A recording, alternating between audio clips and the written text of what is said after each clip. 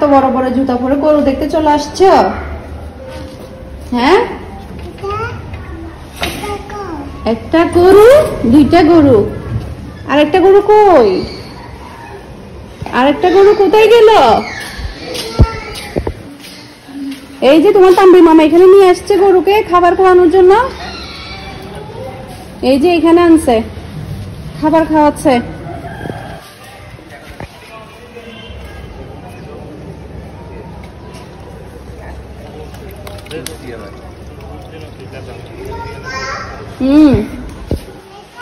হ্যাঁ, এটা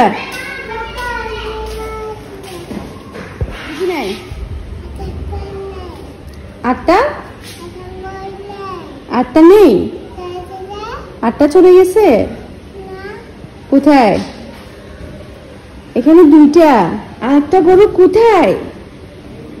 high high, কি হলো? একটা গরু দেখবে? কোথায় চলে গেছে? কোথায় তাহলে? তুমি আসো, আর একটা গরু দেখাই আমি তোমাকে। তুমি এত বড় জুতা কেন পরছো? তুমি মাম্মার জুতা কেন পরছো? খুলে ফেলো, জুতা খুলে ফেলো। আসো, এখানে আসো, আর একটা গরু দেখলে আসো।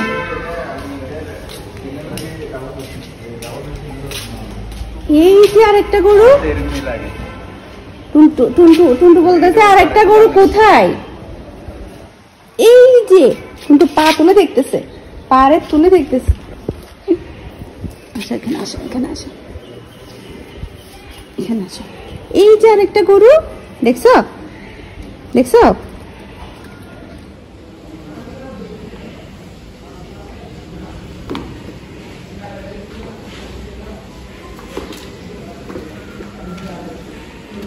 আসো, আমরা পুর বাসায় যাই। আসো, তাড়াতাড়ি বাসায় যাই।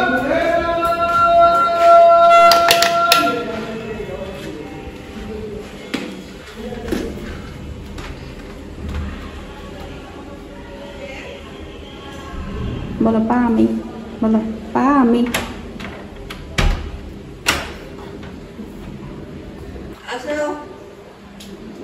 গরু দেখতে আসছে।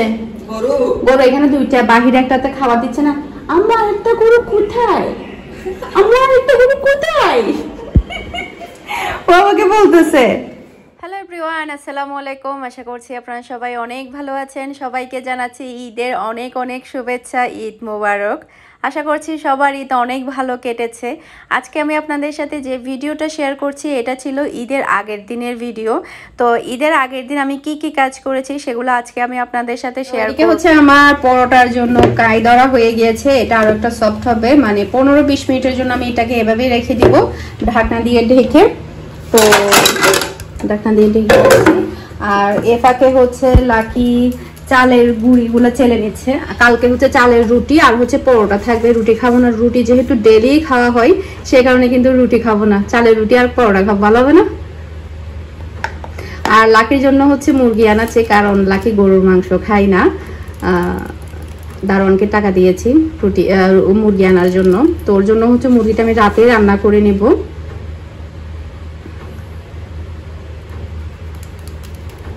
আর চিতল পিঠার খোলাটা মনে প্রিপেয়ার করলে ভালো হবে চিতল পিঠা বানানোর জন্য। হ্যাঁ, চালের গুঁড়ি যেহেতু আছে। আচ্ছা দেখি, এটা ট্রাই করে দেখি আজকে রাতেই, কি বলস? ঠিক আছে, আজকে গোটা রাতে সমাধান করব। এই যে ঘুমতে দেন না। হ্যাঁ, আজকে না ঘুমালে কালকে সকালে তাড়াতাড়ি উঠে যাবে না। ঘুমতে দেন না, ঘরে ধরে থাকবে। যাই তুমি ভাই, দুনো বোনের ভাত দিতে এখানে দুনো বোন। হ্যাঁ,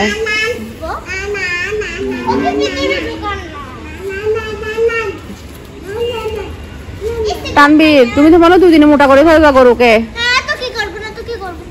তুমি যে খাবার খাওয়াইতেছ,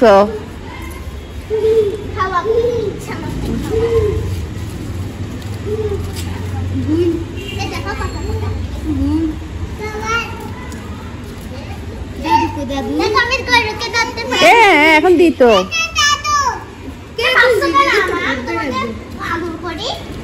দাদু কই?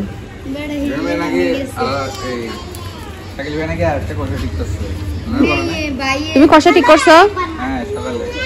সকালে আমি বলি দারোয়ান আমাকে ফোন দিছে, তখন আমি ঘুমাচ্ছি, আমি বলছি ফুফিকে ফোন দেওয়ার জন্য, বলতেছে আচ্ছা ঠিক আছে। তো শোনো না, তো এরপরে আমি ফুফিকেও জিজ্ঞেস করছি শাকিল ভাই ঠিক করার আগে, ফুফি বলতেছে আমি তো ঠিক করি নাই, আমি ফোন ধরি নাই। তো এখন আমি কি করবো বলো? তখন আমি আবার শাকিল ভাইকে বললাম যে ঠিক আছে ভাই আর ঠিক করে ফেলেন।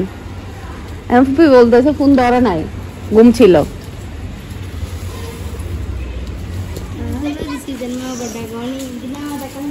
মামা চিপস নিয়ে দিছে তোমাকে?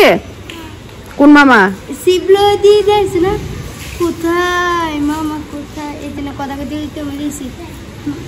এটার নাম কি জানি? এটার নাম কি না? তানবীর। তানবীর মামা কোথায়? কোথায় এবার কামার কোথায় গো? আমি গেছে তুই দে বেড়া। এর কাম হতেছে এটা।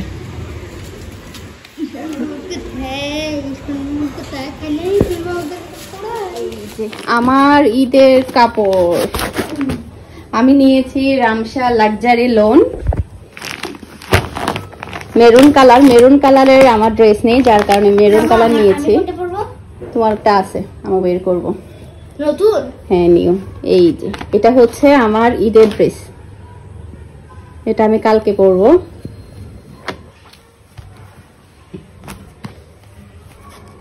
এই যে তো একটু খুলে দেখাই আপনাদেরকে। এখানে ক্যাটলগ অনুযায়ী আমি ডিজাইনটা করেছি। এখানে ক্যাটলগে দেখা যাচ্ছে এই ডিজাইনটা, এই যে গলার ডিজাইনটা সেম টু সেম ডিজাইনটা আমি এখানে ক্যাটলগ অনুযায়ী করেছি। আর এটা হচ্ছে ড্রেসের ওড়না, এটা হচ্ছে প্যান্টের কাপড়, এই যে এটা হচ্ছে প্যান্টের মধ্যে ডিজাইন করেছি। আর এটা হচ্ছে হাতা। লাক্সারি ড্রেসগুলো আসলে এত বেশি প্রিটি ছিল, সবাই এত বেশি পছন্দ করেছে। রামসার লাক্সারি অলরেডি 3টা আমার কাছে এখনো অ্যাভেলেবেল আছে, আপনারা চাইলে নিতে পারেন। এটা হচ্ছে ড্রেসের হাতার অংশ। আসলে ড্রেসগুলো এতটাই প্রিটি, কি বলবো, পরলে তো অনেক বেশি ভালো লাগছে, অনেক বেশি। এই যে এটা হচ্ছে নিচের প্যানেল, এই যে কি সুন্দর, তাই না? আমাকে এই ড্রেসটা কেমন লাগবে আমাকে অবশ্যই কমেন্ট করে জানাবেন আপনারা। এটা হচ্ছে আমার ঈদের ড্রেস। তো মিহির ডয়ার সবসময় মিহি গুছিয়ে রাখে। মিহির ডয়ার হচ্ছে এটা, মিহি কালকে রাতে এটা গুছিয়েছে, মানে কয়েকদিন পর পরই গুছাই, কারণ ডয়ার তো তাড়াতাড়ি অগোছালো হয়ে যায়। তো এটা হচ্ছে ওর ডয়ার। মিনহাটও গুছাইছো তুমি কালকে? মিনহাটটাও গুছাইছে নাকি? মিনহাটটা তো এলোমেলো হয়ে গেছে। আবার ডেলি কাপড় নিতে গেলে দেখা যায় ডয়ার নষ্ট হয়ে যায়। আর আমারটা দেখাবো না, আমারটা সবসময় এলোমেলো থাকে, ওটা আমি দেখাবো না।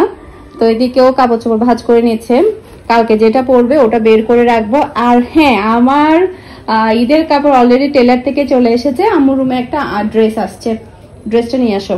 তো আমাকে হচ্ছে অনেকেই কমেন্ট করে বলেছিল যে মানে মাটির খোলা যেটা, ওটার মধ্যে পানি দিয়ে তারপরে ছোট করে ডিম করে এটাকে জাল করে নিতে। এটা অলরেডি আমি একবার জাল করেছিলাম, এরপর আসলে আমার বানানো হয়নি ব্যস্ততার কারণে।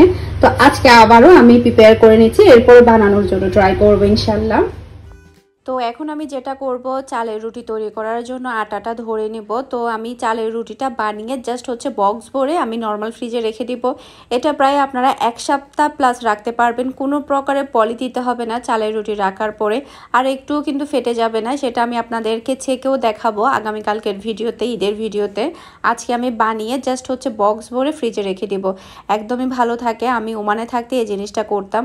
আর আমি এখানে মাটির খোলাটা হচ্ছে প্রিপেয়ার করে নিয়েছি, দেখি আজকে রাতে যদি আমার ভালো লাগে তাহলে আমি এটাও রেডি করব। এখন দেখা যায় কি আগের মতো অত বেশি দাঁড়িয়ে কাজ করা যায় না, পা অনেক বেশি ব্যথা করে, বিশেষ করে আমার পায়ের ব্যথার একটু সমস্যা আছে।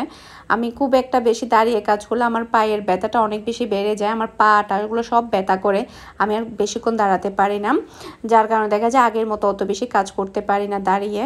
তো যাই হোক, এখানে হচ্ছে আমি চালের আটা ধরছি, হচ্ছে 4 কাপ পানি দিয়েছি, টোটাল 4 কাপ পরিমাণ মেপে আমি এখানে চালের গুঁড়ি দিচ্ছি।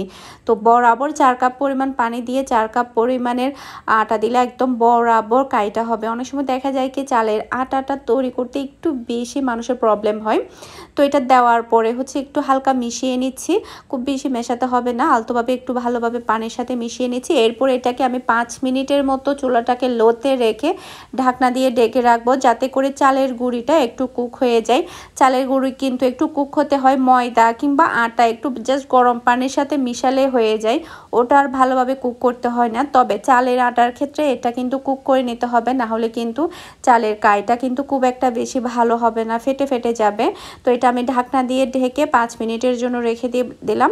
5 মিনিট অলরেডি হয়ে গিয়েছে আমার। এখন আমি এটাকে আরও একটু ভালোভাবে মিশিয়ে নিচ্ছি। তো কাইটা যদি ভালো হয় তখন দেখা যায় কি চালের রুটিগুলো কিন্তু অনেক বেশি ভালো হয়।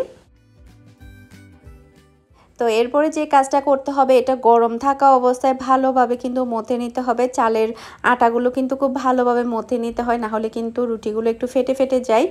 আর এটা গরম থাকা অবস্থায় করতে হবে। ময়দা রুটি হয়তো বা একটু ঠান্ডা করে করলেও প্রবলেম নেই, তবে চালের আটাটা কিন্তু একটু গরম থাকা অবস্থায় করতে হবে। ঠান্ডা হয়ে গেলে কিন্তু এটা গিলট গিলট হয়ে যাবে, তখন কিন্তু রুটিগুলো বানাতে খুব একটা বেশি ভালো লাগবে না। যেহেতু অনেক বেশি গরম, তাই আমি অল্প করে নিয়ে তাড়াতাড়ি আমি এটাকে ভালোভাবে মথে নিব। এরপর বাকিগুলো কিন্তু আমি প্রাথমিক পর্যায়ে যেটা থাকে মানে ওটা আমি ভালোভাবে মথে এরপরে মতে এরপর রুটিগুলো বানাবো। তো গরম থাকা অবস্থায় বানালে সবচাইতে বেশি বেটার হয়। তো এখানে আপনারা দেখতে পাচ্ছেন অল্প করে আমি আটা নিয়ে ভালোভাবে মথে নিচ্ছি। হাতের তালুর সাহায্যে কিন্তু এটা মথে নিতে হবে। নর্মালি রুটি কিন্তু সবাই বানাতে পারে, তবে চালের রুটির ক্ষেত্রে একটু প্রবলেম হয়। তো এটাকে আমি মথে নিয়েছি। এরপরে হচ্ছে যে রুটিটা তৈরি করব সেটার জন্য কাই নিয়ে আমি আবারও একটু হালকা মথে নিয়েছি। এরপরে চালের গুঁড়ি দিয়ে আমি রুটিগুলো বানিয়ে নিয়েছি। আমার কিন্তু ডেলি রুটি বানানো হয় না, তো সেক্ষেত্রে হঠাৎ করে বানালো, আলহামদুলিল্লাহ রুটি গোল হয়। তবে এটা ছিল আমার ফার্স্ট রুটি, সেক্ষেত্রে একটু বেকাতেরা হয়েছে। তারপরেও সমস্যা নেই, পরেরগুলো হয়তো ভালো হবে। তো রুটি বানাতে বানাতে কিন্তু রুটিগুলো গোল হয়ে যায়। তো আগে যখন নতুন নতুন বানাতাম তখন হয়তো অত বেশি সুন্দর হতো না, এখন মাঝে মাঝে বানালেও কিন্তু আলহামদুলিল্লাহ ভালো হয়। তো এরপরে হচ্ছে সবগুলো রুটি আমি অলরেডি বানিয়ে নিয়েছি। আজকে আমি 4 কাপ পরিমাণ চালের আটা দিয়ে টোটাল আমি 22টা রুটি বানিয়েছি। কারণ হচ্ছে আমার রুটিগুলো সাইজে বড় ছিল, আমি আসলে খুব একটা ছোট ছোট সাইজের রুটি বানাইনি, কারণ ছোট সাইজের রুটি বানালে রুটিগুলো কিন্তু বানাতে অনেকটা টাইম চলে যাবে, অত টাইম আসলে নেই, যার কারণে আমি বড় বড় করে বানিয়ে নিয়েছি। তো এখানে আমি একটা বক্সে ঢুকিয়ে নিয়েছি। বক্সে হচ্ছে ফার্স্ট আমি টিস্যু দিয়েছি, এরপরে রুটিগুলো দেওয়ার পরে আমি আরেকটা টিস্যু দিয়েছি। এরপরে আমি এটাকে ঢাকনা দিয়ে রেখে দিব। আমি কিন্তু টোটালি চালের রুটিগুলো ছেঁকে নেইনি, কাঁচা অবস্থায় কিন্তু রেখে দিচ্ছি। একদমই ভালো থাকবে, একটুও কিন্তু ফেটে যাবে না, আপনারা এভাবে রাখতে পারেন। তো এরপরে হচ্ছে আমি যে পরোটার কাইটা ধরেছিলাম ওটা দিয়ে হচ্ছে পরোটাগুলোকে আমি প্রিপেয়ার করে নিয়েছি। লাস্টে প্রথম পর্যায়ে যেটা করেছি, পরোটা সবগুলোকে বেলে এরপরে তেল দিয়ে একটা ভাঁজগুলা দিয়ে তারপর আমি রেখে দিয়েছি। তারপরে হচ্ছে আমি সবগুলো পরোটা একসাথে বানাবো। আলহামদুলিল্লাহ আমার হাতের পরোটা অনেক বেশি ভালো হয়। আর অলরেডি পরোটার রেসিপি আমার চ্যানেলে আছে, আপনারা চাইলে দেখতে পারেন। সে কারণে কিন্তু আজকে আমি আপনাদের সাথে পরোটার রেসিপিটা শেয়ার করিনি। আর অলরেডি তো কুরবান চলেও গিয়েছে, শেয়ার করে এবার কী লাভ হবে, যেহেতু এগুলো আমি নিজের জন্যই বানিয়েছি, তাই আমি আগে থেকে বানিয়ে আপনাদের সাথে শেয়ার করিনি। তারপরে হচ্ছে আমার যেহেতু একটু ব্যস্ততার সময় যায়, আমি আগে থেকে বানানোর সময় পাইনি। এখন যেহেতু ফ্রি টাইম, আগের দিনই আমি এগুলো সবই করে নিচ্ছি। পরের দিন শুধুমাত্র আমার মাংস রান্না করলে হয়ে যাবে, রুটি পরোটা এগুলোর আর ঝামেলা করতে হবে না। আর টোটালি আটা রুটি আর ময়দা রুটি একদমই বানাবো না, কারণ ডেইলি সকালবেলা আটা রুটি আর ময়দা রুটি খাওয়া হয়, তাই শুধুমাত্র আমি চালের রুটি আর হচ্ছে পরোটাটাই আমি তৈরি করছি। তো এখানে আপনারা দেখতে পাচ্ছেন এখন আমি পরোটাগুলো বেলে নিচ্ছি। মাশাআল্লাহ পরোটাগুলো কিন্তু অনেক বেশি ভালো হয়েছে। তো প্রত্যেকটা পরোটা আমি বেলে হালকা একটু ছেঁকে তারপরে হচ্ছে আমি এটা নর্মাল ফ্রোজেন করব। তো চুলার মধ্যে আমি একটা প্যান দিয়েছি, খুবই হালকাভাবে এটা ছেঁকে নিতে হবে যাতে একটুও দাগ না লাগে। জাস্ট হচ্ছে এ পাট আর ও পাট একটু ছেঁকে নিলেই হয়ে যাবে।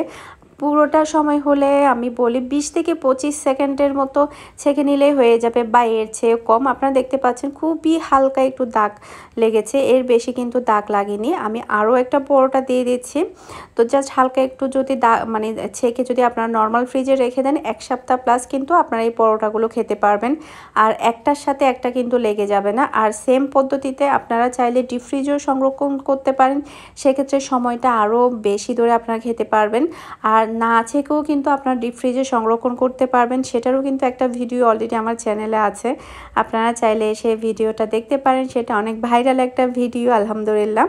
তো এখানে দেখতে পাচ্ছেন আমার সবগুলো পরোটা বানানো হয়ে গিয়েছে, আমি ভালোভাবে ঠান্ডাও করে নিয়েছি। এরপরে হচ্ছে আমি এখন বক্সে ফ্রোজেন করব, একটা টিস্যু দিয়ে দিলাম, এরপরে প্রত্যেকটা পরোটা দিয়ে দিচ্ছি। আলহামদুলিল্লাহ আমার পরোটাগুলো অনেক বেশি মজা হয়েছে। আজকের মতো বিদায় নিচ্ছি, আসসালামু আলাইকুম, আল্লাহ হাফেজ।